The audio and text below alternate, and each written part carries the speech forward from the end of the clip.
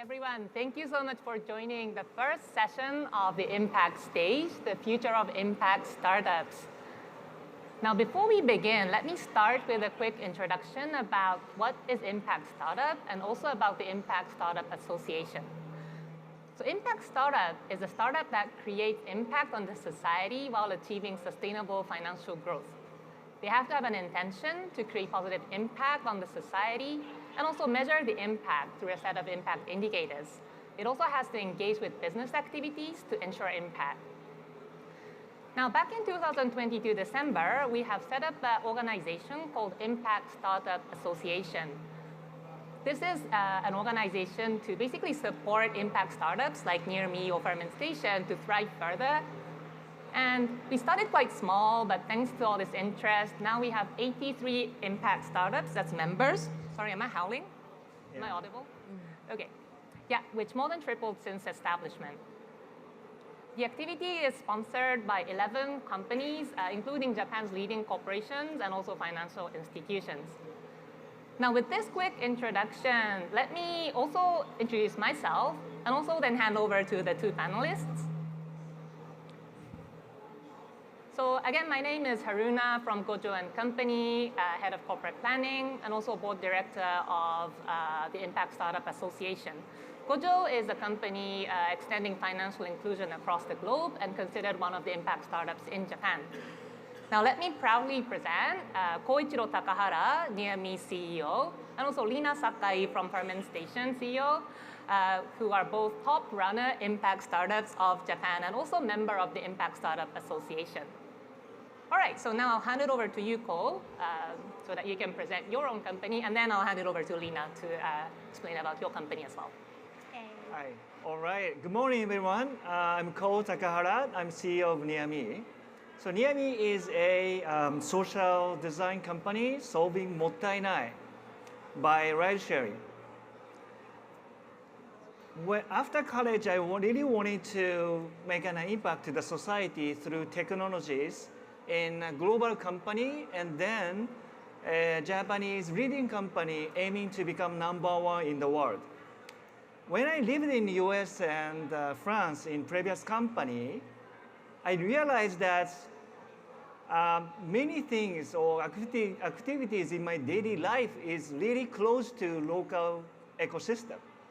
So I wanted to build a platform which helps to revitalize local economy in Japan. So I decided to come back to Japan in 2017, and I started my company called Near Me.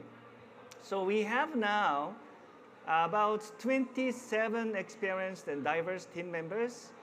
And Near Me is the why Japan? Then Japan is, I think, a most advanced country for social issues. It's great to prove and expand new services and then expand it to other Asian area or countries in sustainable ways. So I decided to Japan first. For example, when we look at the mobility issues, there's an increase of demand for point-to-point transportation. For example, for elderly people, when they give up driver license, there's no alternative solutions to go around the city. And also for the tourists, they come to Japan, but there's no many ways to go around. So there's huge demands for point-to-point transportation. But because of the aging, the drivers has been decreased more than like 40% over 15 years.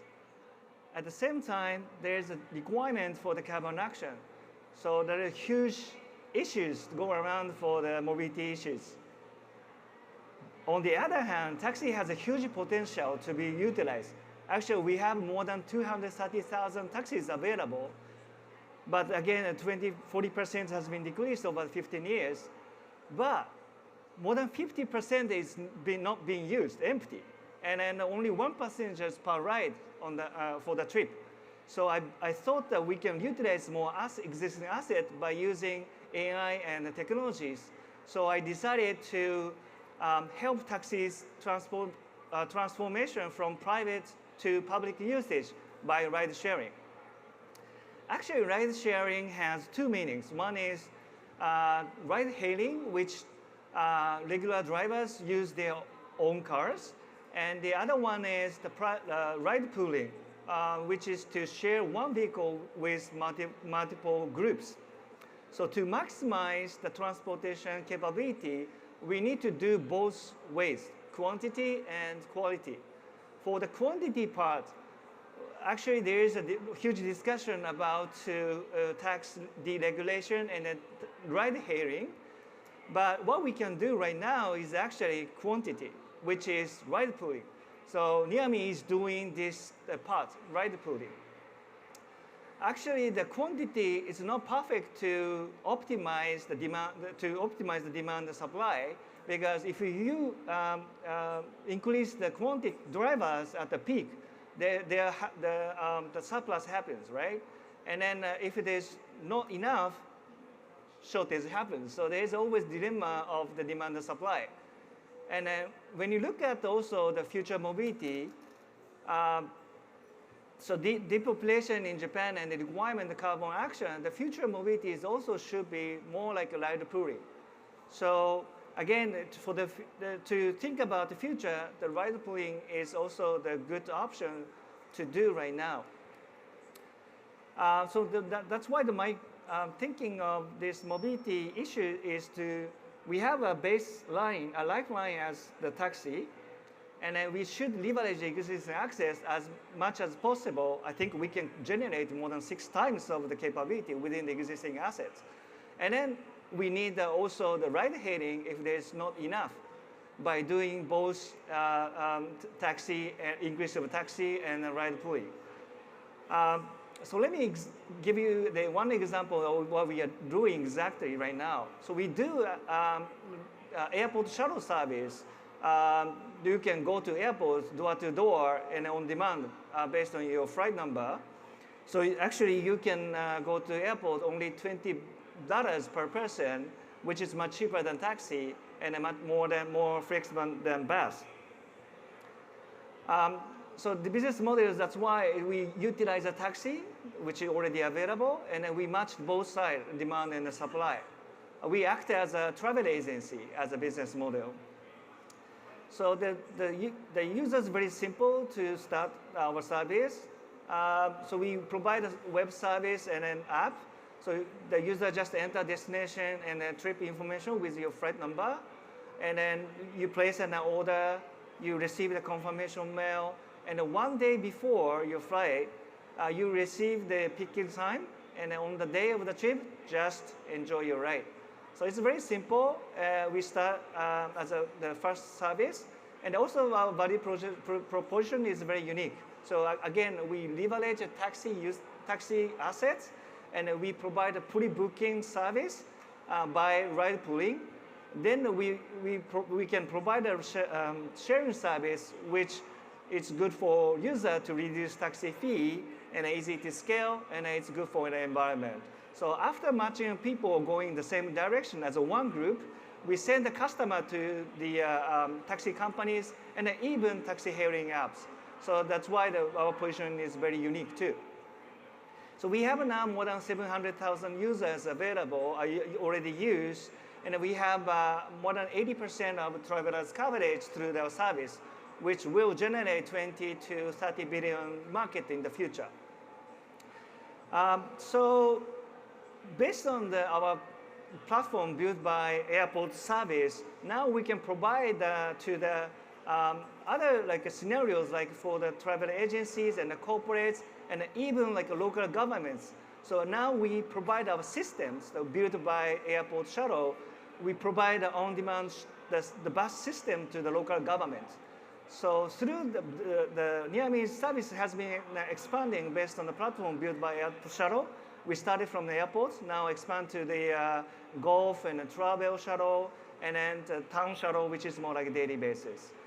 So through our service, we aim to achieve three-way satisfaction: residents, transportation companies, and then society. So we want to realize a sustainable society by sharing. That's what we want to do. So our next challenge is, as impact startups, as the following. So we need to speed up to realize the ride pooling system in daily life. And the second, that we need to develop methodology and estimate the carbon savings. And then third, we need to create more momentum, maybe more like governmental support to generate the momentum, like a deregulation or more like promote EVs with 9 passengers, like the size of the car. So that's it from my side right now. Thank you very much. Thank you. All right, thank you, Cole. Now let us hand over to Lina to also explain about her company. Lina, go ahead. Hey, thank you. Hello, everyone.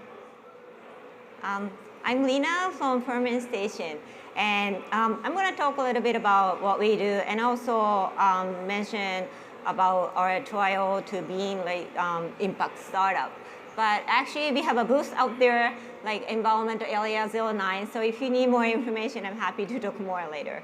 So what we do, we are a fermentation technology company, and we transfer food waste or other biomasses to biofood ingredients, and trying to replace the existing petrol-derived ingredients. And I have a business background and also good technology background people are in our team. And what we're trying to do is, there is a big need, like all manufacturers and brand and everybody is searching for the ingredients, whether it's for energy or cosmetics or food and anything. It has to be functional, natural, so it has to be both. But it's hard. And also thinking about the situations, people will rush into like searching for the plants and everything, and there might be a resource issue. So we were focusing on the food waste. So what we do is we turn food waste into the ingredients, and actually it's better than simply a replacement, and it tastes like, I'll skip all the other process, but it tastes nice and has like good clean label, and it's easy to adapt because it's non-GM kind of stuff. And we have lots of experience dealing with all kinds of biomasses over 100. And we have good know-how of the enzymes and microorganisms. So that's making it all possible. And one thing that I like to tell you is we're not just a labo, but actually we do have a factory in place. So right now we are already manufacturing the ingredients and selling. And so, of course, it has to be sustainable, but it's not easy. People will not purchase even if it's sustainable. It has to have more. So our products taste good and clean label and easy to adopt. And this is what I'd like to talk today. Ferment Station is vehicle, and we're trying to achieve both business growth and social impact. So for example, this is what we're doing in Iwate, where our factory is. So we, at our own factory, we use alternative energy and trying to use less water and work with the local community, because what we do, all the ingredients is made from plants. So we ferment and make products, but there's always the residue. And that is now being used as a feed for like local hen and stuff. And sometimes it's tough to find people who make good use of our residue. But believing that doing good for the environment will also do good for the business. So that's what we are doing right now. And in order to discipline ourselves, it's easy to say, but we have to make sure that we align with what we say. So we got the B Corp certification, and also there's this thing called commitment. It's on our website. So we have a list of things that I promise to do for environment, social, community, and everything. And also we started to make impact report. Actually, we were just trying so hard. It's once a year issue, and right now it's only in Japanese, and hopefully we can do that maybe, I don't know, next year. But I'm trying to tell people what we are trying to do.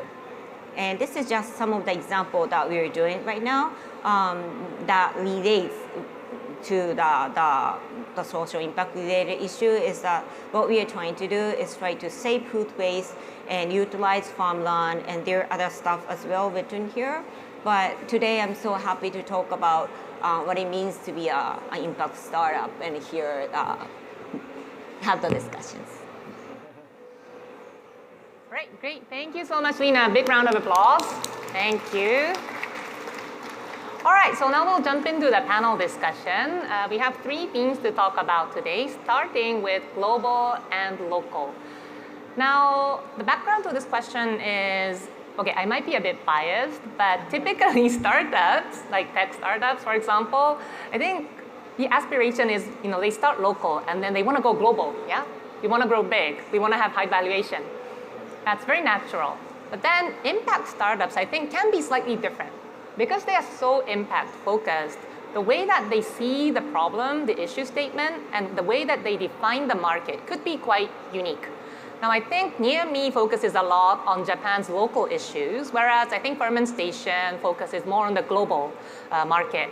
So if you can maybe tell us, starting with Ko, why you have chosen your market, why you've decided to go either global or local, and what is the consequence of that decision? Yeah.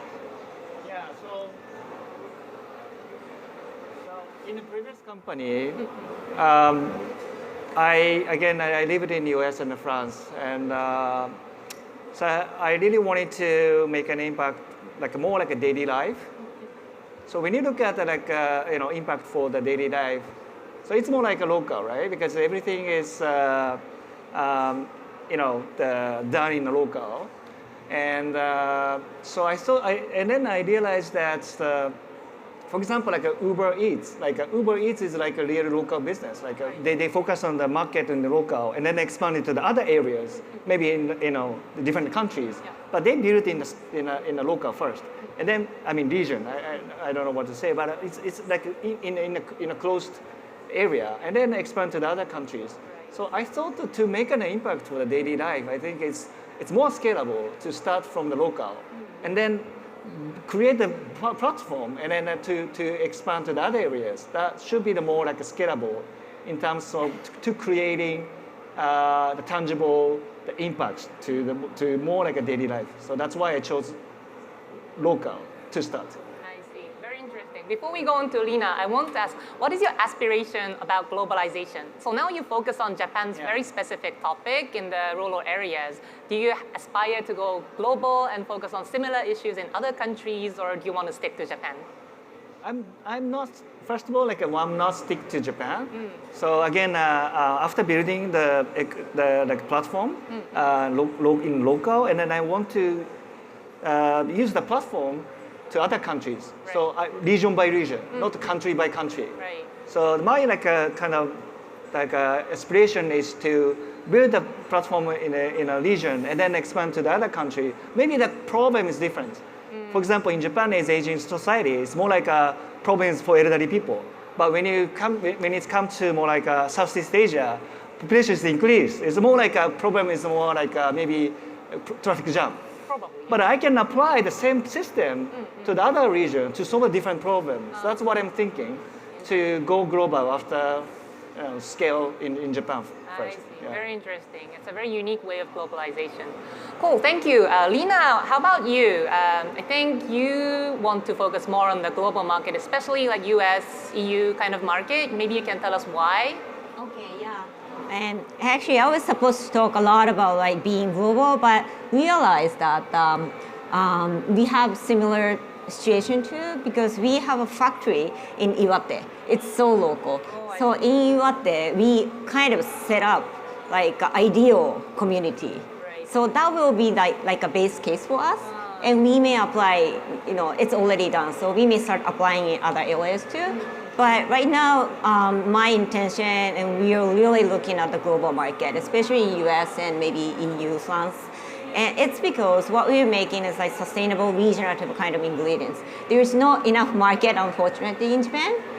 Don't know why, because of the consumers worried about the brands, I don't know, but I see bigger market out there. So as a startup who want to make big impact and also grow more, it makes sense to look at the market where there's the potentials are. And I see there's a potential competitors too, not much in Japan, but out there more. So I thought it would be more challenging to compete or work with all these people too.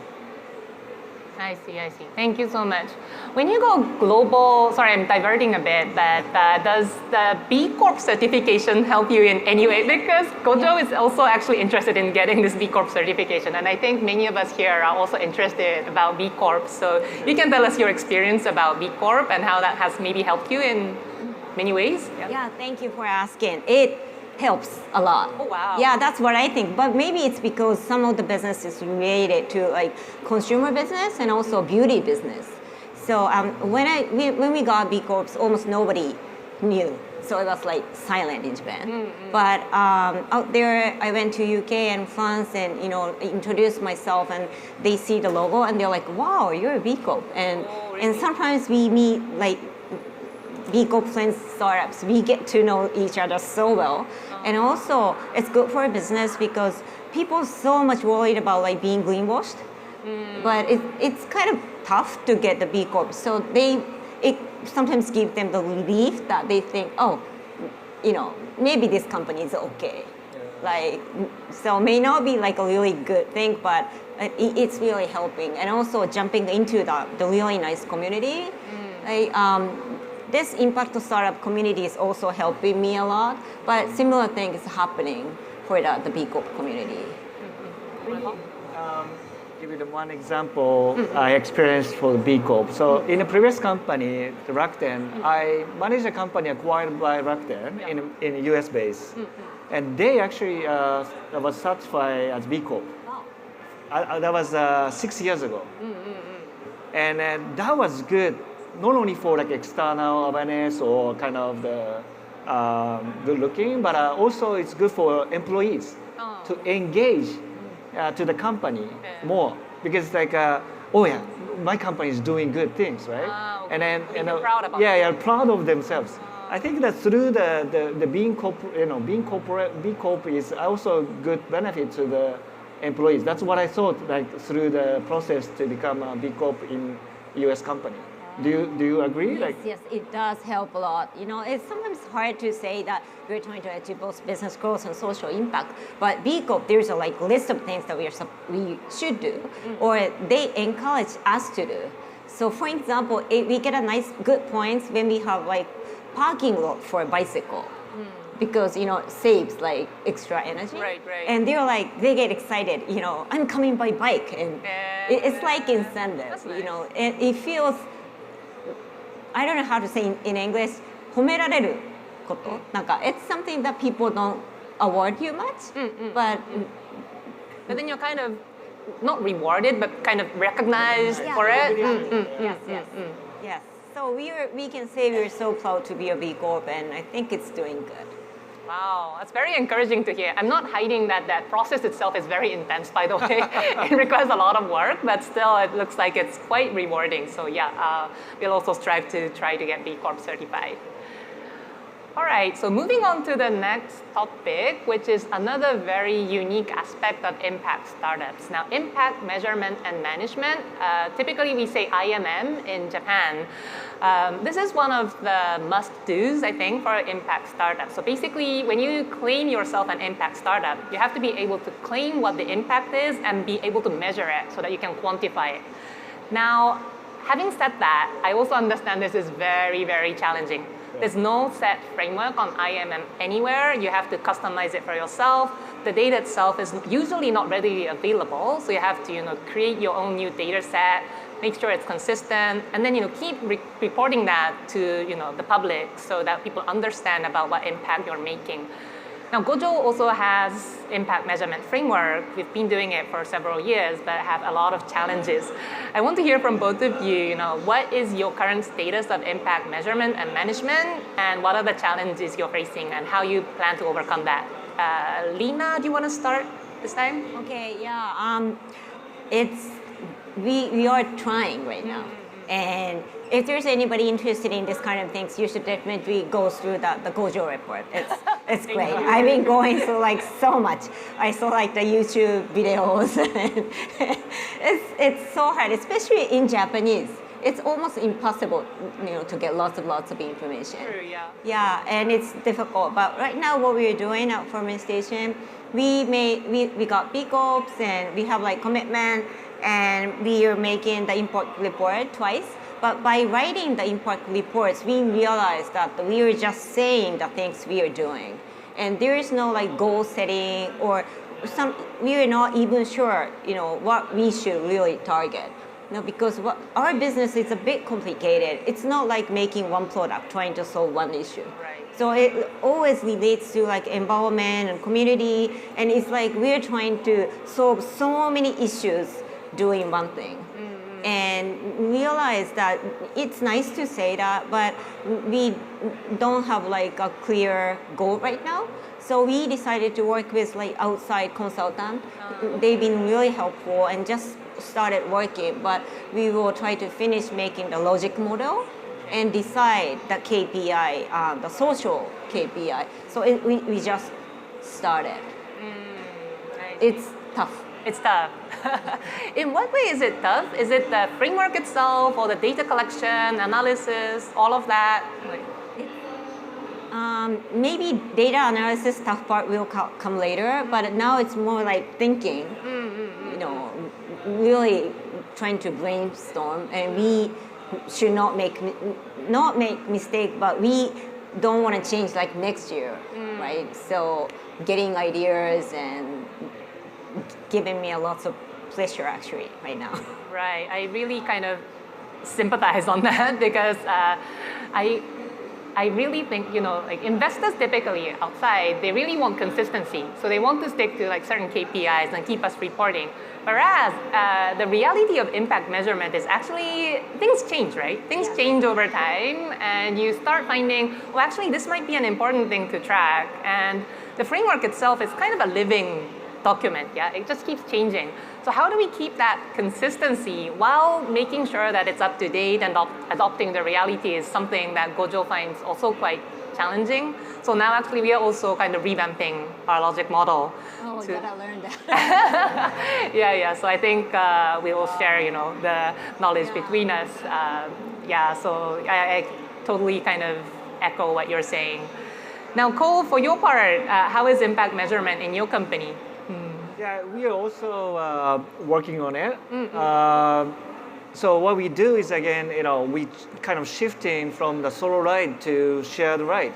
Right. So the impact of shared service is we can reduce the number of the vehicles on the road.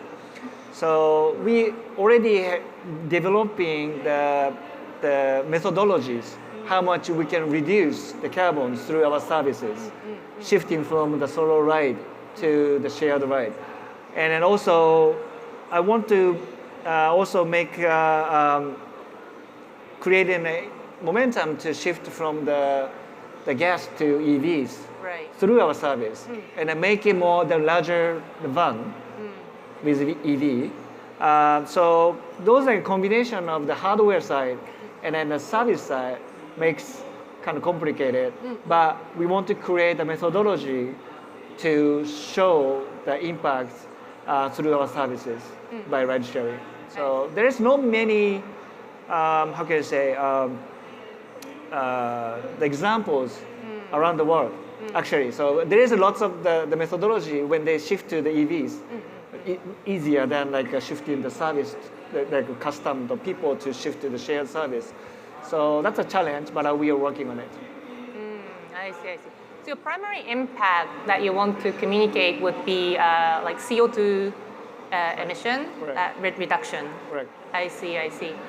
I guess that's kind of an area where there's a lot of, government initiatives, regulations that might help you in one way, maybe hinder you in another ways. Maybe you can tell us a bit about, sorry, I'm again diverting, but tell us a bit about, your thoughts about, government regulations in your industry and what kind of support you think is necessary to push your business forward. Yeah, so there is lots of regulation regarding mobility because mobility is infrastructure. There's lots of regulation, like bus and taxis are different. So what we are doing is kind of in between bus and a taxi. Yeah. So we have also think about like a regulation for bus and taxi. So if there is more like a deregulation happens, that will help us to increase or more, you know, the how can I say, the way of doing the business. So the government can help to deregulation is the one way. And then the other way could be the governmental support to shift more like you know, incentive to more like a shared vehicles, like, and maybe in the US there's some areas they have the special how can I say, the rules for the shared vehicles, like a carpooling specified for the carpooling, and then the buses can only like a shared vehicles can go to the road, and they like a solo ride should be the different rate. That will kind of generate, you know, the traffic jam. So people want to do more like shared vehicles because they want to go faster. I see. And then right. So the kind of the government help will really like generate to like create more like a momentum regarding this mobility area. I see. Lina, in your industry, is there anything that you want the government support on? Any regulation change that you think we should push for? Yeah, it might not be a big right away, straight away change on the law itself, but you know, we are dealing with lots of food waste, and right now there's this law that, you know, regulates and let manufacturers to do recycling, but not upcycling. So it's not like even in the option. It's good if you use it as feed or use it for fertilizer or you burn and use for like thermal energy. But if you like work with us and upcycle, add value, it's not evaluated. It's like out of scope, and that's kind of sad. And also it's a bit different from like circular economy way of thinking. So we talk with a lot of like government officials and people, and they're also trying to encourage people to be more like circular economy kind of mindset. But I don't think all the regulations is there yet. So what we can do is first make like example to show. Right. So we have to work with somebody who don't really care about the regulations, you know, may not be encouraged legally, but the people who have the guts to kind of break the wall, right? Yeah. Yeah. I see. Yeah, thank you so much. Very inspiring. The reason why I asked is because impact startups tend to focus on social issues, which is also an area that the government is very keen on. So there's typically like an overlap, or at least we have to create a very kind of close connection with the government and regulations. So I'm hoping that one of the things that Impact Startup Association can do is to help kind of send our voices to the government and try to kind of push for regulational changes so that we can kind of do business more freely and create more impact. So yeah, hence I asked this question. Thank you so much. Let me move on to the final topic, which is balancing financial and social returns. Now, this I think is a very common kind of trade-off that's often said in the impact startup kind of area. I think fundamentally speaking, the aspiration is that when you grow financially, your social impact also increases. But at the same time, for example, at Gojo, there are trade-offs. For example, we implement a lot of initiatives to prevent lending too much to our clients to avoid over-indebtedness.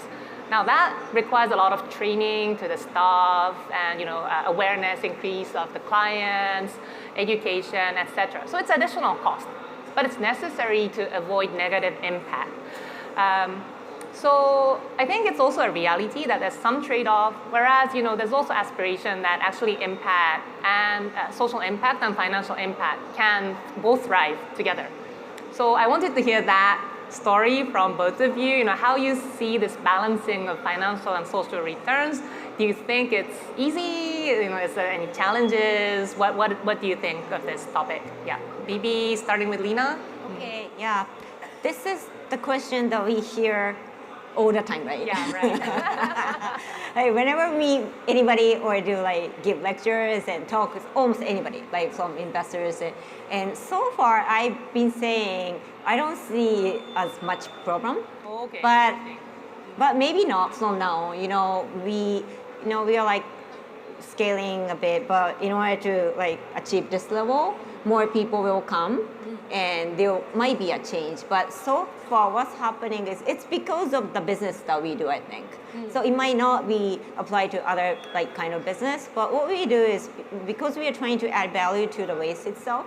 So the clients already understand and appreciate us being that like a social kind of, doing the business. So the more social we do, we are trying to add values and go up the unique price of the ingredients that we sell. So, and no, but maybe not. All right, you start thinking. Yeah, but so far, my belief is that doing more and more social will benefit us for the business aspect. But now hearing from Haruna-san, you mentioned the educational cost, right? Right. That was true. Yeah, I kind of understood because new people may come to our company and there's like email saying, oh, we want to do business with you, and sometimes there are cases that we say no to that because we only want to deal with waste. When it's like fresh veggies that they can sell, we tend to say no, we don't do that. So that means we're missing, the business opportunity, right? And that needs education. And also the people, who have the pleasure to make sales, they will be like, oh, but, I could have made more revenue, but, the company says no, kind of thing may happen from now. So, right. yeah. That mission alignment is also a very important part, I think, of the impact startup. You can't just do anything, right? You have to be very much focused on your mission and vision, and that's what makes you an impact startup. So I kind of understand what you're saying. And also this impact measurement that we just talked about, also it requires a lot of resource, right? You have to spend a lot of time, energy on it. But then my thought is that it does actually pay off. It creates positive impact on your business, and also it's very helpful in terms of investor communication, especially if you want to target impact investors. It really helps to have impact reports. So yeah, I'm hoping the investment pays off, but maybe Ko, you can tell us about your story of balancing financial and social returns. Yeah, let me challenge to answer your question. All I mean, right. actually, we're not balancing, those You're not two balancing, things. No, okay. I mean, the balance sounds like a trade-off, right? But what we do is to solve social issues. So we don't balance those two things. to achieve the social impact, which of course to get a return, we need to be profitable to achieve our final goals. Right. So actually, we're not doing the balancing. But we have challenges because to think about to become more profitable, we need traffic to scale the business, right? Right. So, but when it comes to social returns, that includes the social issues which in a suburb area, for example. When I go to the suburb area, there's no many demands, because already the people are gone and they're living in more like downtown. And then, how can I say, kasochi, how can I say it's kasochi? Very scarcely populated areas. Yeah. So that area, there's no many demands. It's difficult to become profitable. Right. So that's why our approach is to build one revenue and profitable engine first for the the scenarios which I can revenue as a basic of the business, and then use the platform and then customize a little bit for the rural areas, which doesn't much cost, but I can also make an impact. So I don't balance both social returns and financial returns, but to achieve the goals, we kind of balance it. But it's kind of we build the business first, which I can make a more revenues and profitable, and then apply the platform built by the core business, and then use the platform to the rural areas. So that's the approach that we take to achieve our final goals. Nice. You know what I mean? I'm tempted to challenge you more. But in the interest of time, we have to start wrapping up. But yeah, thank you. I think I really love founders, by the way, because they're just so optimistic. They think what's an issue to me is not an issue to them. They just see the world is rosy and beautiful. So that's why I love you too. Anyway, let's start wrapping up. The theme of the session was the future of impact startups. So I want you to both make closing remarks about stating on what you think, how you envision the future of impact startups, and what kind of,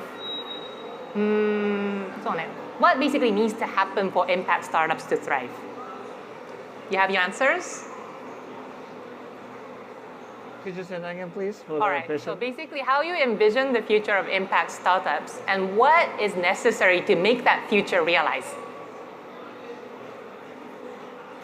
I think the future of impact startups should be more like a common, We don't, I think in the future, we don't call those startups impact. I mean, because impact should be like a kind of, I want to like impact to be more like common, like to start as a startup. So it's not like a unique set of startups, but it should be more common across all impact startup industry. Because when people realize that the social impact can generate new business, then I want everyone to like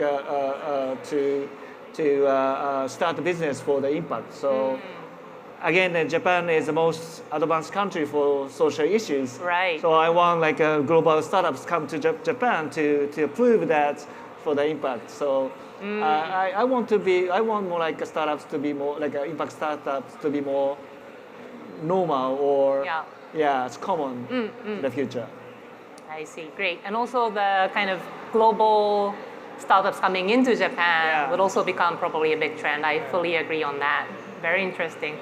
Thank you so much, Cole. A big round of applause. Thank you.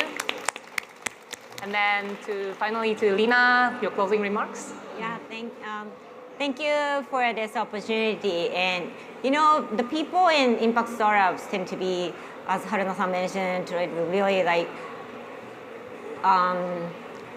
seeing the bright future. So, but I was thinking, as Cole mentioned, the word impact might be more like sustainable 10 years ago.